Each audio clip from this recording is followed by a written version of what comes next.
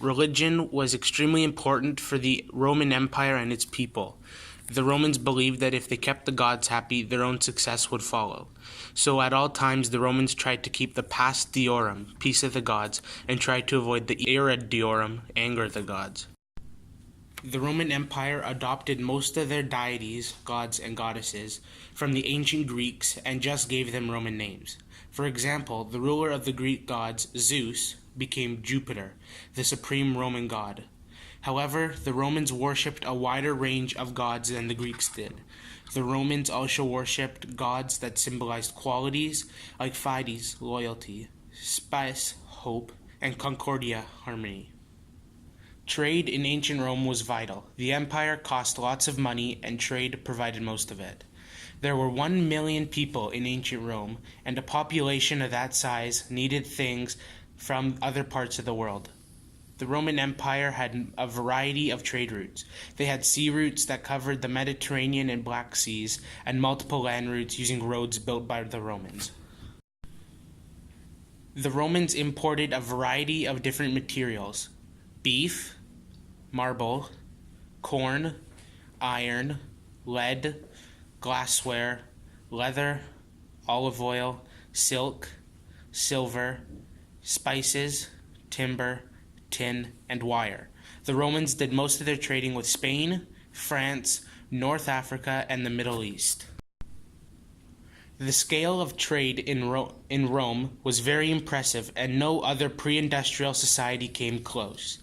It has been estimated that the quantity of oil traded in Rome alone was 23 million kilograms per year. It was also estimated that the city consumed over 1 million hectoliters of wine annually. When the Roman Empire was at its largest, it was on 1.7 million square miles. The only practical way to travel was by road, so in turn the Romans built one of the most sophisticated road systems in history. They were constructed from gravel, dirt, and bricks. Their bricks were made of granite or volcanic rock. Most of the roads are still in use today. By 280, over 50,000 roads were built. The roads were mainly used by the Roman military, which allowed them to move from place to place much quicker. Over multiple centuries and across many territories, the Romans were able to win an astounding number of military victories, and their success was due to many important factors. Italy was not easily attacked. They were fight-ready soldiers, a centralized line of supply, expert engineers, diplomacy through a string of allies, and an inclusive approach to the conquered people, which allowed the Roman Empire to strengthen and expand. Rome treated the nations they conquered as partners and only asked one thing: to put forward able men to fight. This allowed Rome to form mass armies in a matter of days. Rome not only supplied their allies with equipment and additional men, they supplied their allies with grains and ships. On top of all of this, Rome was basically a continuous state of war or in preparation for it, because they believed it was an absolute necessity to defend their home and force on others what they thought was their cultural superiority. All Roman troops swore an oath of allegiance called the Sacramentum to the emperor himself. This oath ensured the soldiers' loyalty to their army.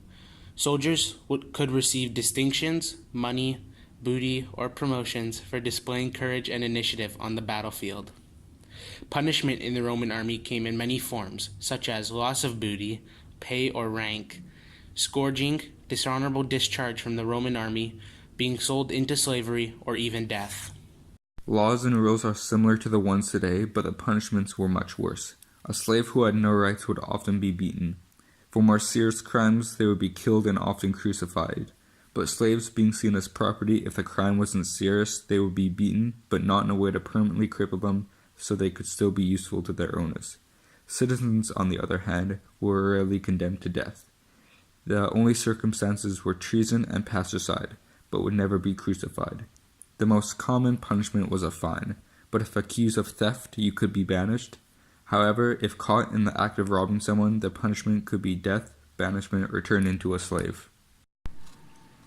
Other punishments included decapitation, strangling, throwing off a building or cliff, or being shoved into a sack and thrown in a river.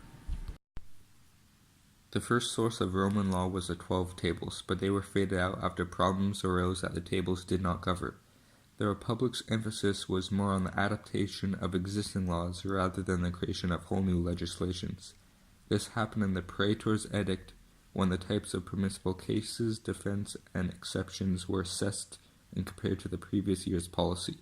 Occasionally making legal alterations to the laws would adapt them to the times while staying unchanged. The emperor would also take an active role in legal matters, but often leaned on the jurists more qualified to judge the legal matters. All cases were presented to the jurists and assessed by them. Priests were government officials and were elected or appointed to office. The Roman Empire had many different types of priests. The most important priests were the pontifices, who were in charge of all state rituals. The chief priest, called the Pontifex Maximus, was in charge of the pontifices and head of the state religion. Augurs were the priests who observed the sky, mostly birds, for signs from the gods. Rome is located in Italy near the Mediterranean Sea. The area had mild weather, strategic in location, and was good for farmland.